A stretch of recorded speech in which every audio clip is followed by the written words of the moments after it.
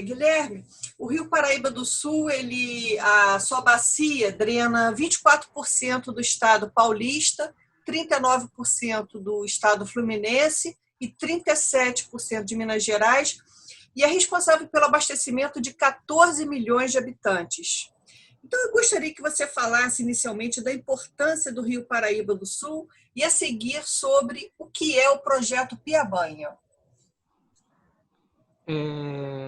Eu vou fazer uma analogia, né, em relação à bacia do Rio Paraíba do Sul com a bacia do São Francisco. A bacia do São Francisco é considerado, quer dizer, o Rio São Francisco é considerado o rio da integração nacional. Já o Rio Paraíba do Sul é considerado como o rio da economia nacional. Então, por aí você tem uma ideia da ordem de grandeza econômica que esse rio possui, né? Porque o maior PIB, né, a maior população do Brasil está concentrada nessa bacia e no entorno dessa bacia. Então, ao mesmo tempo que ela traz prosperidade, essa grande industrialização traz um problema da ordem ambiental, né? Seja por despejos de efluentes domésticos e industriais, seja pelas barragens, né, hidrelétricas, né? Porque é interessante que se tenha a usina, quer dizer, a energia sendo produzida perto do consumidor, né, para evitar as linhas de transmissão. Né? Então, quando você intercepta o rio, né, quebra a continuidade do rio, né, o caminho do rio, você interrompe o processo de migração das espécies, né, que possuem valor comercial. São os grandes peixes, como os piaus, as corimatãs, né, as piabanhas, os bagres, e aí você começa a diminuir a diversidade, né? a riqueza de espécies, né? Aquela quantidade diferente de espécies.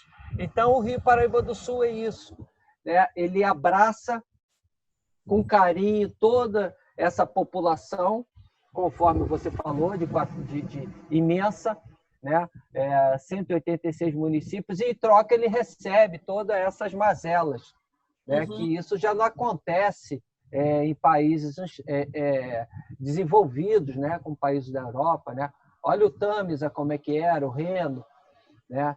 Foram rios devastados, e hoje, né, muitos rios alemães, né, alguns amigos foram estudar lá, né, fazer os seus pós-doctors, doutorado, e falam o seguinte, que o sistema de tratamento de lá é tão eficiente e tão simplificado, porque você não precisa tratar muita água, basta você fazer a captação e distribuição, porque a água já sai meio potável do rio. E estamos falando de um lugar onde foi o berço da industrialização. Imagina o quão poluente um dia já não foram esses rios. E hoje ele teve essa modificação. E a gente ainda está caminhando, né? Nosso comitê de bacia de integração ainda está caminhando nesse processo de despoluição, porque não é barato, né? Despoluir é muito caro, prevenir é muito mais barato, né? E despoluir é muito mais caro. Então, a fração que sobra de recursos para despoluir ainda está aquém do que é necessário. Então, hoje nós temos esse grande problema, né? Que é o grau de contaminação. E aí surge o projeto Piabanha. Pois é. Antes de você só entrar, Guilherme, então, só para resumir, o Rio Paraíba do Sul ele tem um problema do esgoto das residências, o esgoto os dejetos industriais e as barragens, né? Quer dizer, um rio totalmente bombardeado, né? E o projeto Piabanha, que está fazendo 22 anos, por isso até eu estou fazendo a entrevista com você e com a Priscila, está fazendo 22 anos, e ele veio justamente para minimizar, né, todo esse problema que o Rio Paraíba sofre, né? Vale a pena ressaltar que esse problema de poluição, de saneamento, não é só da bacia do Paraíba do Sul. É um problema nacional, que o Brasil está despertando. Acontece em todo o território nacional. Nós estamos, na data que estamos, e ainda milhares e milhões de pessoas não têm água potável, encanada e sistema de tratamento. Isso é uma dádiva para quem mora nos grandes centros, que ainda por cima não trata dos seus esgotos. Né? Agora, somada a essa problemática, e se a gente lembrar aquelas aulas que nós tivemos de história, né, que foi o ciclo do café, né, que as florestas, a Mata Atlântica foi derrubada para iniciar o ciclo produtivo do café, né, que tirou a floresta para fazer o café, as madeiras foram utilizadas para fazer os dormentes da linha férrea, e era o combustível, né, para a produção de energia, a queima da floresta, né, de grandes árvores. E aí nós tivemos um total deflorestamento da bacia. A nossa bacia hidrográfica, ela é careca. Fazer uma analogia, uma pessoa com cabelo é uma pessoa careca. Porque historicamente, vem desde o século XVIII, né, Guilherme? Exatamente. Esse deflorestamento, né? Aí acaba o ciclo do café, entra o ciclo da cana-de-açúcar, né? da pecuária de leite. Claro. Então, as coisas só vêm piorando. Você imagina numa cultura de cana-de-açúcar, onde, primeiro do leite, né?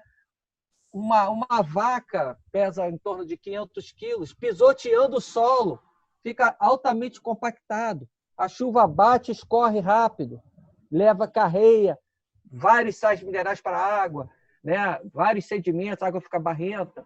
Depois vem o ciclo da cana-de-açúcar, que até um tempinho atrás, eu acho que ainda continua. Você, ao final do ciclo, você taca fogo. E aí toda aquela vegetação ali que estava criando, né, para produzir aquela matéria orgânica é totalmente queimada e é carreada aquela quantidade de carbono para dentro da água. Então, isso tudo só vai aumentando o potencial poluidor, né?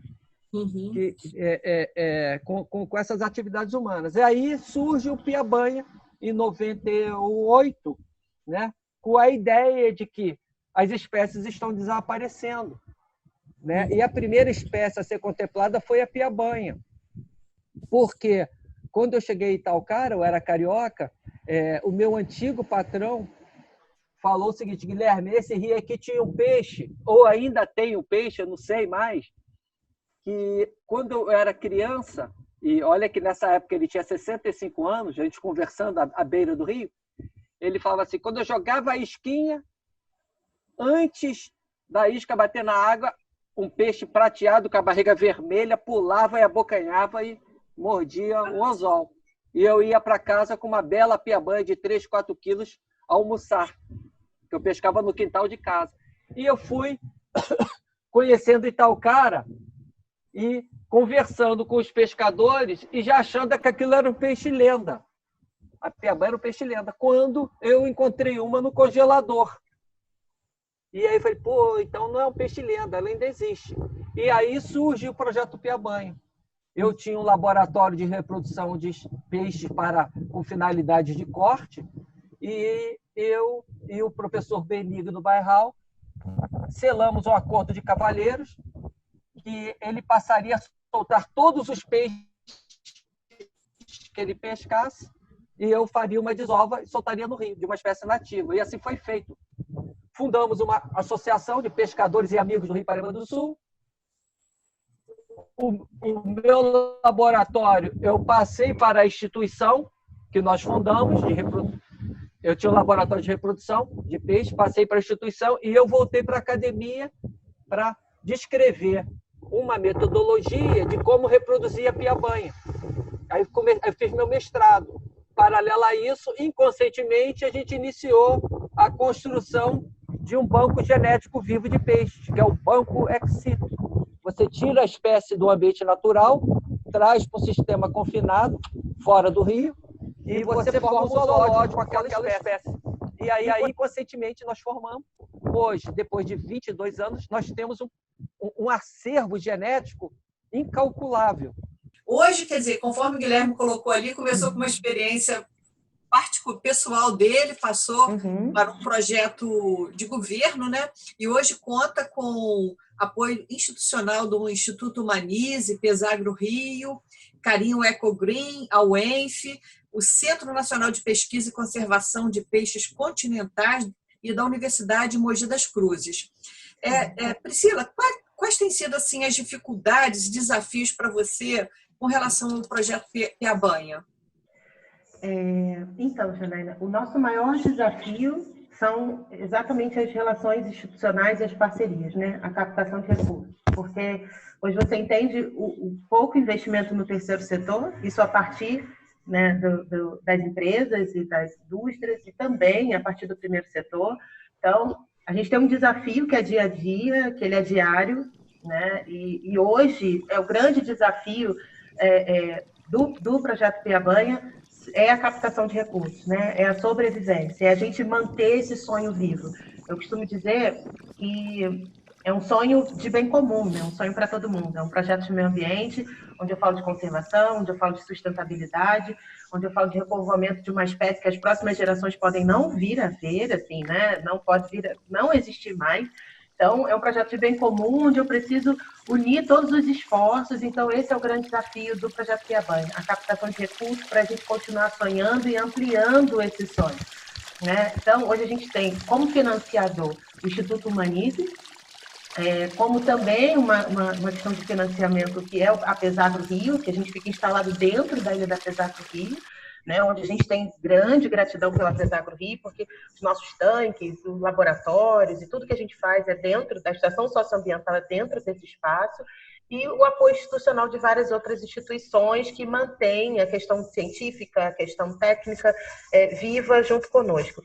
Mas o financiamento, o investimento é o nosso grande desafio, é o que a gente precisa, é o que a gente pensa, onde está o nosso maior plano hoje de ação, é dentro da captação de recursos e de fazer as pessoas e as empresas olharem para o meio ambiente, olharem para o projeto Piabanha, a importância desse projeto há 22 anos, né, acontecendo e existindo ali, e a gente tem investimentos para isso. Então, a gente hoje tem um plano de ação dentro de captação de recursos muito fresquinho, que a gente terminou agora para 2020. A gente tem uma estratégia de captação para 2030, assim, né? Uma ação já grande, um planejamento estratégico para 10 anos, baseado em ODS, baseado, né, realmente em incrementos e ainda assim mais ampliação, não só técnico-científica, mas uma ampliação mesmo para a questão da sociedade civil, né? Ampliação para vivências ambientais, uma ampliação de educação ambiental, envolvendo todos os setores, a educação, enfim, a sociedade civil como um todo. E o nosso desafio é esse, achar parceiros que acreditem nesse sonho, que financiem e que a gente consiga ter mais 22 anos aí pela frente de existência. Tomara. A gente deixou de falar que está localizado em Itaocara, no Noroeste Fluminense, né? Sim, a gente esqueceu do projeto Piabanha, né? Itaocara, e está aberto para visitação de escolas, né? Para tudo. Agora, Guilherme, eu queria que você falasse um pouquinho sobre a marcação do peixe, que eu acho assim super interessante, né?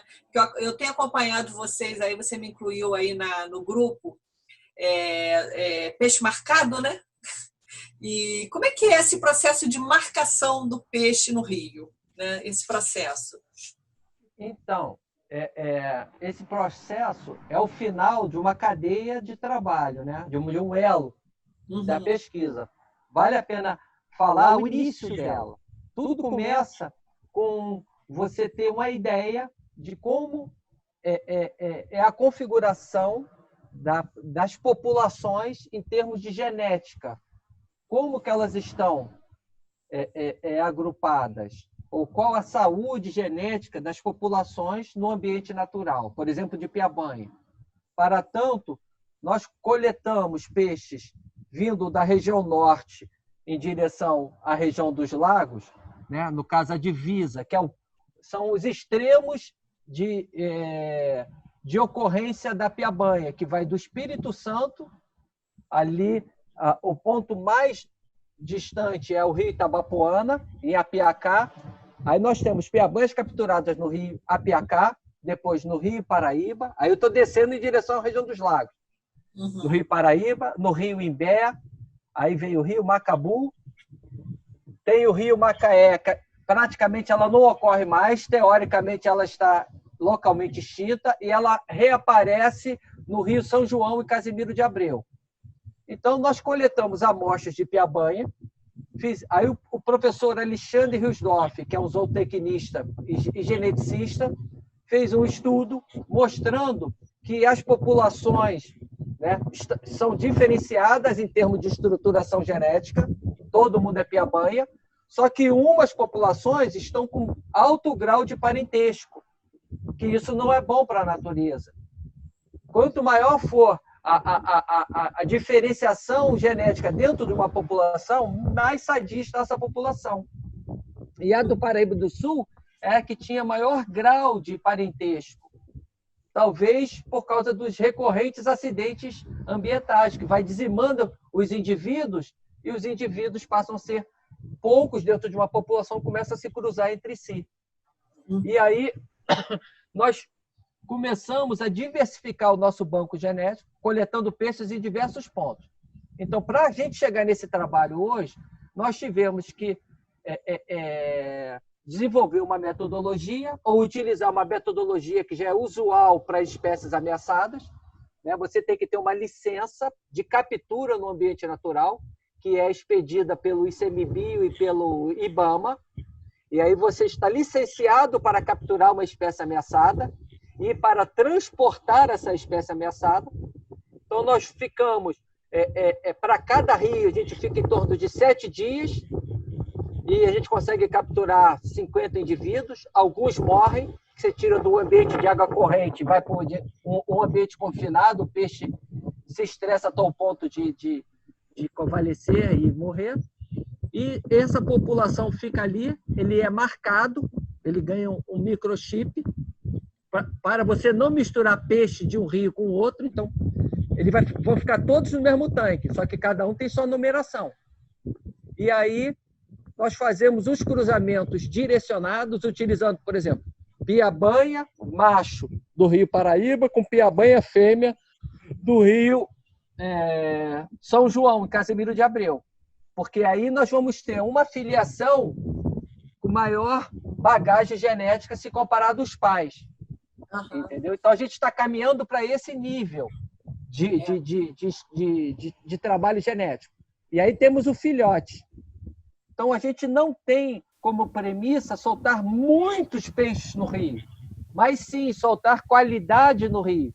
Poucos peixes, já grandes, uns soltando sêmen e a fêmea soltando ovócito, ou já são reprodutores, para que esses peixes encontrem, na época da piracema, os seus pares, só que os selvagens, e o peixe, quando sobe o rio, no meio da reprodução, ele vai liberando os espermatozoides e os óvulos, esse espermatozoide fecundando os óvulos de um peixe selvagem, que geneticamente já está muito igual, e o óvulo do peixe de cativeiro encontrando o espermatozoide de um peixe selvagem, gerando descendentes intercruzados com maior bagagem genética. Então, esse é o nosso trabalho. E para a gente saber que esses peixes são oriundos dos nossos lotes, nós botamos uma anilha na nadadeira caudal, próxima à nadadeira caudal, com uma numeração. Antes de soltar no rio, nós medimos e pesamos os lotes, né, para fazer uma média, e soltamos no rio. E depois fazemos uma ampla comunicação com a população ribeirinha, para, caso esse peixe seja pescado, o pescador repasse para a gente o número da anilha. Nós recorremos ao nosso banco de dados e comparamos o antes, a medida antes, com a medida do pescador, porque ele recebe uma régua adesiva que a gente distribui entre a comunidade pesqueira. Ele pescou, mediu e manda para a gente o número. Só que a gente agora está se deparando com um problema, né? Isso é a ciência, né? nunca é tão exato como a gente imagina. Sempre tem os percalços, que uns acham que serão presos caso repasse o número da anilha para a gente, porque estão pescando espécie ameaçada. Então, agora a gente está revendo o nosso processo de comunicação para falar que nós não temos poder de polícia, e sim somos pesquisadores que precisamos muito dessas informações e que nada vai acontecer ao pescador porque ele está trabalhando com recurso pesqueiro. Veio no anzol, o que ele pode fazer, né? Caso ele queira ser 100% correto, é soltar o peixe, porque trata-se de uma espécie ameaçada. Ou passou o número para a gente, se ele acha que deve abater, que no mínimo ele passe essa referência numérica para que a gente possa conferir com o nosso banco de dados. Tá certo. E, Priscila, existe no Brasil ou no mundo projetos semelhantes a esse do projeto Piabanha? Então, na nossa bacia não, né? Hoje a gente tem a questão do Banco Excito dentro da bacia hidrográfica do Sul, e a complexidade do nosso trabalho, nós não temos hoje outro projeto parecido. A gente tem eu acho que aí até na questão técnica o Guilherme pode falar, né, melhor do que eu em relação a isso, mas hoje no Brasil, em questão de terceiro setor e de conservação de espécies enfim, a gente não tem muita, a gente pode nem chamar de concorrência, né? Mas a gente não tem muitos projetos semelhantes. A gente tem a Companhia Energética, que faz um trabalho muito semelhante em relação a isso, mas não na profundidade e nos nossos pilares, né? Que é na questão da conservação, da educação ambiental, nas parcerias com a Associação de Pescadores. Mas em relação à questão técnica, acho que o Guilherme pode até falar melhor se a gente tem alguma concorrência ou projeto semelhante nesse sentido. Eu só queria trazer um dado aqui para vocês duas. Estima-se que o Paraíba do Sul possuía 127, eu peguei até do site de vocês, né? Estima-se que o Rio Paraíba do Sul possuía 127 espécies de peixes, dos quais 115 eram nativas e 12 introduzidas. E você deu um dado, Guilherme, que 40 espécies estão ameaçadas de extinção, inclusive, né, o piabanha, que dá nome ao projeto, o surubim do Paraíba e o grumatã, né? São peixes ameaçados. Agora, você falou dos pescadores. Guilherme, você conta muito hoje eu já vi assim, vídeos de pescadores mostrando peixe e devolvendo peixe para o rio. A parceria com os pescadores aí da região está indo bem, né? Eles estão percebendo a importância do projeto Piabanha, até porque a médio e longo prazo, se o projeto não for exitoso, eles não vão ter mais peixe no rio, né? Sim. Antes de mais nada, falar sobre esse dado numérico em relação a peixes. São 40 espécies ameaçadas, dentre peixes, crustáceos e répteis. Ah, sim. São... Tá? E uma coisa que as pessoas às vezes não param para pensar é que peixe ocorre também dentro de floresta, em pequenos riachos. Então, existem peixes que estão ameaçados na calha, que é o surubim do Paraíba, piabanha, grumatã, o cascudo leiteiro, o cachimbau-boi e a pirapitinga. E também tem um piau pequenininho, que é o piau cachorro. E temos os peixes pequenininhos de floresta, que não ocorrem na nossa área de trabalho, ocorrem mais dentro das florestas. Tá? E um outro grande problema, que soma esse número total de espécies, que chega a quase 170, são as espécies invasoras. 1/3 das espécies hoje do Paraíba do Sul já são de espécies invasoras. E não isso são ativas, né? Não são, que é um problema terrível, porque um dos maiores causas de perda de biodiversidade é quando você tira uma espécie de uma bacia hidrográfica, de uma localidade, de uma floresta e solta numa outra área que ela não ocorria. Porque começa a ter uma competição por alimentação, por habitat. Né? E aí a mais fraca, que geralmente é a nativa, ela é excluída do sistema. Então, isso é uma coisa muito importante para ser falada. a parceria, quando a gente fala da pesca, a pesca é muito complexa, porque ela envolve 3 tipos diferentes de pescadores. O amador, que é aquele cara que fica sentadinho ali no barranco, pescando com a sua varinha. O pescador esportivo, aquele que pesca e solta o peixe. E o pescador artesanal é aquele profissional da pesca, que está associado a uma colônia, uma entidade pesqueira, né? Então, a gente tem avançado muito, né, com todos os setores, né? Por exemplo, hoje a gente tem um grande parceiro, que é a colônia Z21 de São Fidélis, né? Que é uma entidade de profissionais da pesca, e também uma parceria grande com os pescadores amadores e esportivos, né? E que eles estão vendo que a piabanha é um peixe altamente esportivo e precisa ser solto para que eles continuem pescando e como lazer, né? E diversão. Então, a gente está começando a sensibilizar essas pessoas, e os números, a tendência a serem crescentes, né? De devolução das anilhas. Deixa eu só passar uma coisa para vocês. Porque às vezes a gente formula as perguntas e talvez vocês queiram falar alguma coisa. A minha última pergunta, no caso, com relação a... Você já falou da parceria, da Priscila, vai ser quais são as novas estratégias, tá? Para comprar novos parceiros. E aí, Guilherme, eu queria te perguntar se você tem alguma coisa assim que você gosta, e você, no caso, vou deixar você em aberto para você falar você fazer esse fechamento.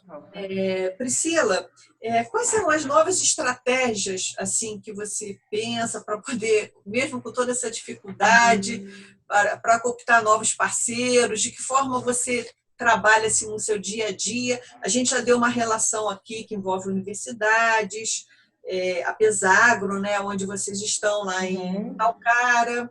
Agora, respondendo a sua pergunta em relação à captação de recursos, a gente tem hoje diversos projetos, né, para serem captados.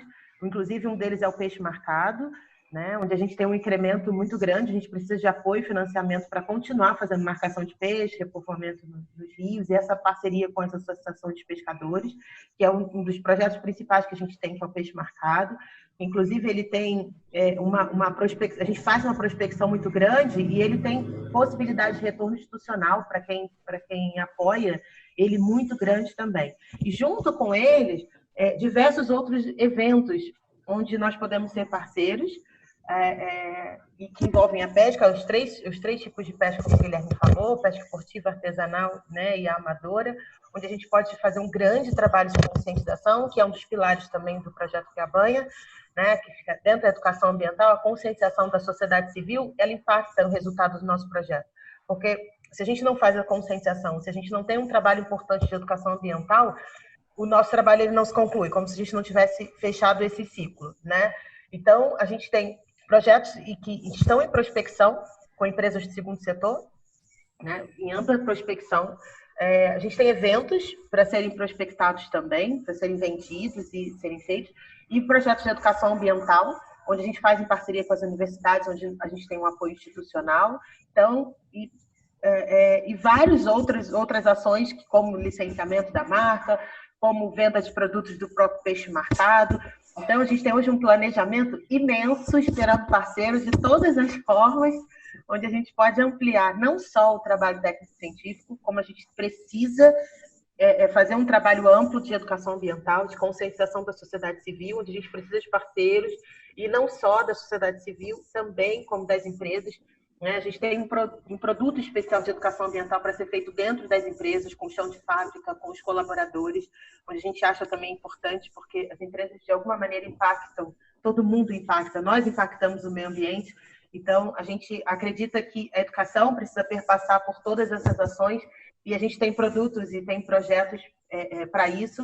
Então, nossa ação hoje é uma prospecção com as empresas, prospecção. A gente vai entrar com uma campanha nos próximos dias de benfeitoria, que eu acho que depois a gente pode até passar, vocês podem ajudar a gente, vocês podem nos ajudar na divulgação,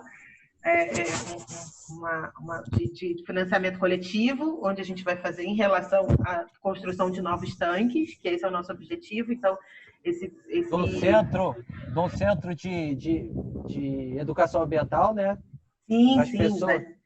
para as pessoas virem conhecer. Então, a gente tem um projeto lindíssimo, que é a construção de um lago dentro da estação socioambiental para melhorar, para incrementar a vivência ambiental, né?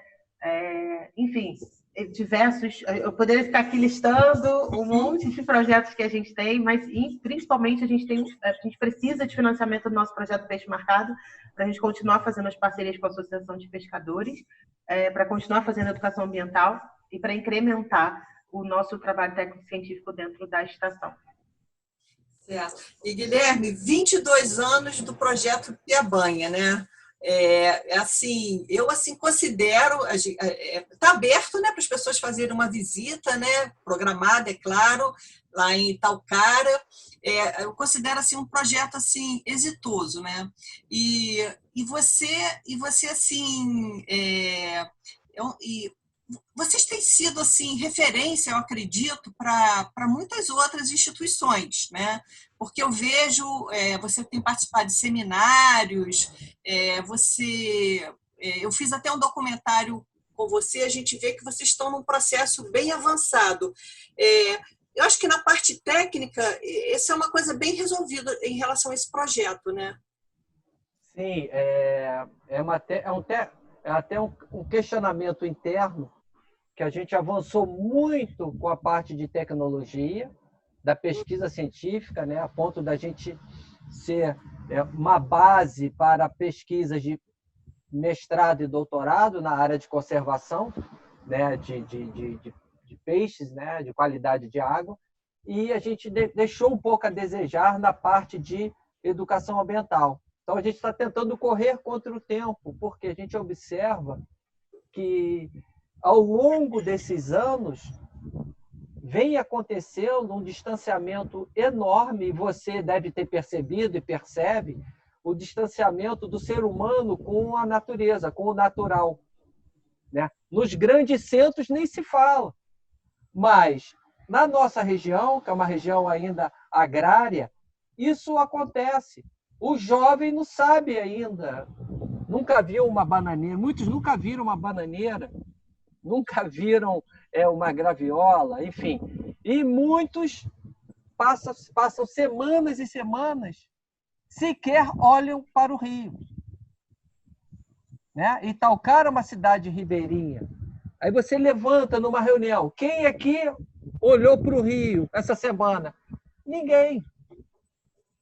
Aí você navega pelo rio e olha para a margem, quando passa pelo perímetro urbano, todas as casas, praticamente sem exceção, com raras exceções,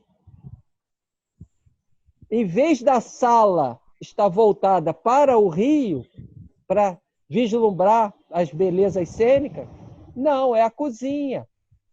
Então, você tem que até tomar muito cuidado, que você pode tomar uma ducha de esgoto, passando por ali, ou ganhar uma sacada de lixo, que as pessoas têm preguiça de ir até a frente, ou seja, andar 15 metros, os lotes geralmente 10, 15 metros, e jogar no lixo.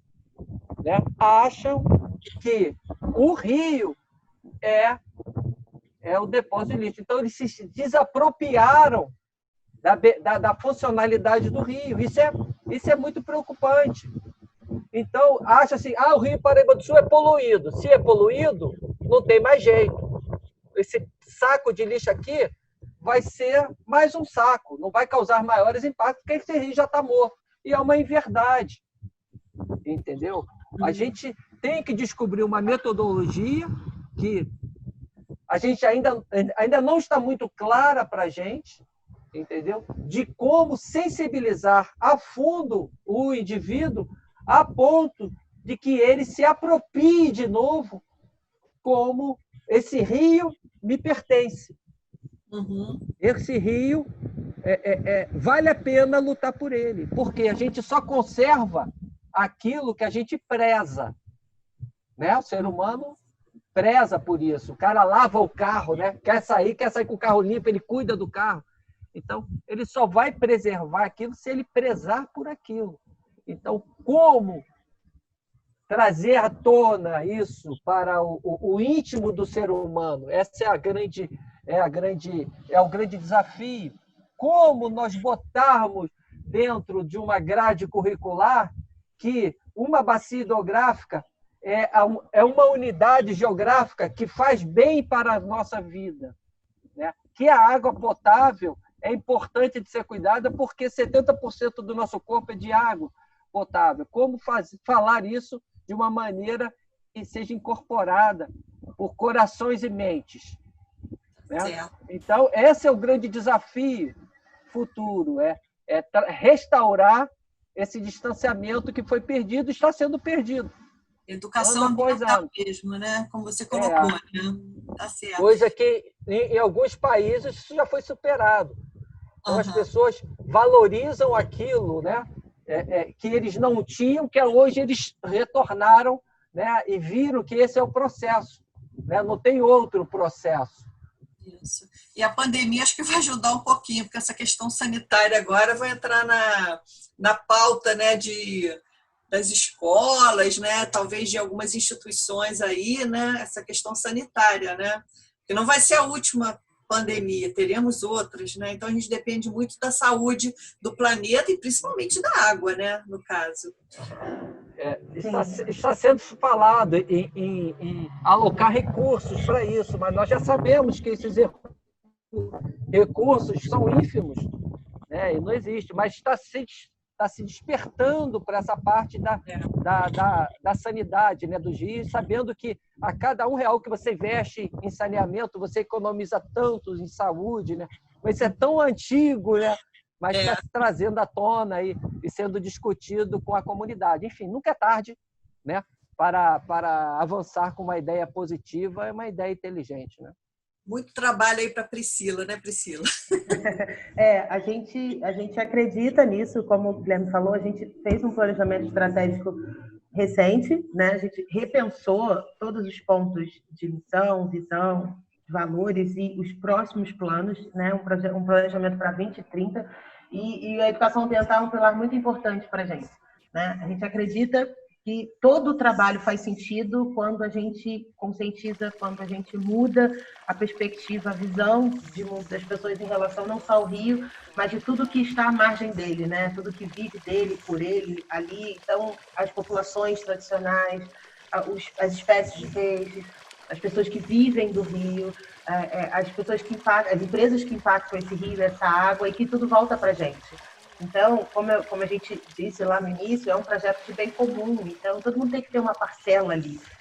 Por isso, quando a gente fala de investimento das empresas, a gente tem enormes empresas que, em toda a extensão do Paraíba do Sul, a gente tem empresas enormes e que a gente procura também conscientizá-las e trazer visibilidade do nosso trabalho para isso, para que a gente consiga fazer mais, para que a gente consiga impactar mais, para que a gente tenha ainda mais resultados, para que o impacto socioambiental que a gente persegue, né? Porque é isso que a gente faz, a gente persegue esse impacto e a nossa missão fica aqui o tempo todo, e a gente persegue atingir isso todos os dias, mas a gente precisa de parceiros, adicionar cada vez mais parceiros, cada vez mais investimento, para que a gente consiga, nos próximos 22 anos, quem sabe, mudar a configuração total do que a gente tem hoje, né? Mas a gente precisa de parceiros e de ajuda para que isso aconteça, para que seja possível. Tá certo. Guilherme e Priscila, muito obrigada pela participação aí de vocês, e parabéns pelos 22 aninhos, né? São adolescentes ainda, né? Mas a gente vê que realmente é um projeto exitoso, vitorioso. Eu conheci, fui até Itaocara, tive o prazer de conhecer. Então, parabéns pelo trabalho de vocês, pela luta. E a LOL TV está à disposição, Priscila, quando você precisar. A gente já está até vinculando esse aniversário de vocês. Vocês fizeram o formato até de Instagram. Então, ele fica... mesmo assim, a gente deu um jeito lá na edição, para que a gente pudesse divulgar, né, os depoimentos, né, das pessoas que participam desse projeto, mas a LOL está à disposição de vocês. Muito obrigada aí. A gente agradece porque essa entrevista de hoje também faz parte da nossa campanha em defesa dos rios, em defesa da vida. E aí é importante quando a gente consegue comunicar isso de uma maneira, né, tão profunda e tão importante como vocês estão fazendo. A gente agradece a Luau TV, você, tempo, disponibilidade e parceria de sempre. Muito obrigada. Tá certo. Guilherme, obrigada, tá? Ei, Janaína, eu me despeço, né, mandando um abraço a todos os ouvintes da TV Luau e lhe agradecendo você, porque você é uma piabanha nata em nossa instituição, foi pescada, né? Eu acho que daqui você não sai, né? Até a nossa grande parceira audiovisual. É uma piabanha. Então, sempre que quiser estar conosco, a casa é de vocês. Tá, vamos voltar lá para fazer em loco de novo um novo documentário e falar um pouquinho mais de vocês, tá certo? Vamos sim. Muito obrigada. Tá? Obrigada, Janaína. Obrigada a todos da Luau TV. Tchau, tchau.